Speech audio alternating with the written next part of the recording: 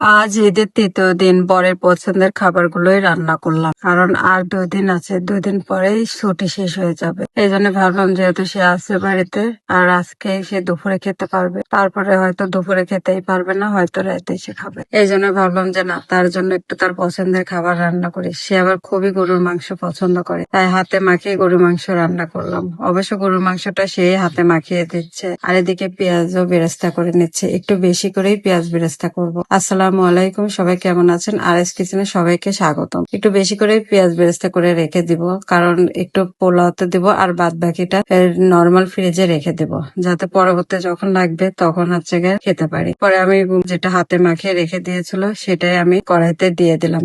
তেলে আমি একটু দারচিনি এলাচ দিয়ে দিলাম, আর মাংসটা আমি কষাতে থাকবো। আর ওইদিকে রাইস কুকারে আমি হচ্ছে গিয়ে পোলাও বসাবো। অবশ্য আমি না, আমার হাজবেন্ডই সেই পোলাওটা রান্না করছে। পরে সেই পোলাওটাও দিয়ে তেলের মধ্যে দিয়ে ভালোভাবে একটু ভেজে নিবে, আর এতে একটু আদা রসুন বাটা আর একটু জিরা গুঁড়া লবণ দিয়ে সে ভালোভাবে ভেজে নিবে। আর সেই পোলাওটা বরাবরই সে অনেক সুন্দর করে পোলাওটা রান্না করতে পারে। আমিও রান্না করছিলাম প্রথমে, সে এসে দেখছে আমি রান্না করতেছি, এত গরমে ভাব, সে বললো যে দাও দুজন মিলে রান্না করি। হয়তো আপনারা দেখতেই পাচ্ছেন ভিডিওতে, আমরা দুজন মিলেই কিন্তু রান্না করছি। সে পোলাওটা রান্না করছে আর আমি এদিকে মাংসটা রান্না করছি। এদিকে পোলাওটা ভাজা হয়ে গেলে সে চাউল যতটুকু ততটুকু মেপে পানি দিয়েছে। পোলাওটাও এদিকে হতে থাক, আর এদিকে আমি মাংসও পানি দিয়ে দিলাম। আর দুজনে এভাবে রান্না করতে না গল্প করছে আর রান্না করছে, করতে ভালোই লাগছে। আর সে আমার যখনই বাড়িতে থাকে সে আমাকে এভাবেই হেল্প করে। পরে দেখে পোলাওটা রান্না হয়ে গেল, আমি কিছু বেরেস্তা দিয়ে পোলাওটা ধুয়ে দিলাম। পোলাওটা এদিকে রান্না হয়েছে, এবার মাংসটার পালা। পরে মাংসটা সুন্দর মতো কষে গেছে, আমি কয়েকটা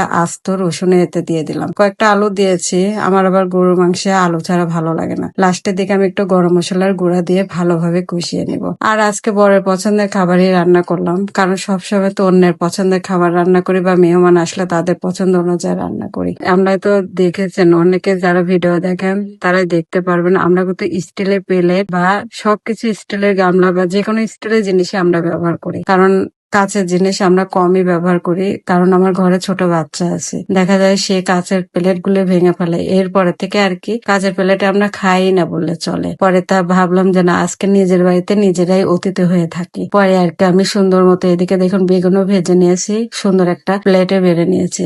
পরে বরকে বললাম কয়েকটা কাঁচের প্লেট বের করে নিয়ে আসো দিনা সেটি থেকে। পরে এই প্লেট গুলো নিয়ে আসলো, পরে আমি দেখুন কি সুন্দর করে পরিবেশন করে নিলাম। আর এই পরিবেশন করা দেখে আমার ভাই আর আমার হাজবেন্ড তো অনেক খুশি, হচ্ছে আজকে নিজের বাড়িতে নিজেই অতিথি। এই জন্য আসলে মাঝে মাঝে নিজের বাড়িতে এভাবে খাওয়া উচিত, কারণ সবসময় মেহমান আসলে খেতে দেবো আর নিজেরা কি শোকেসে তুলে রেখে কোনো লাভ নেই।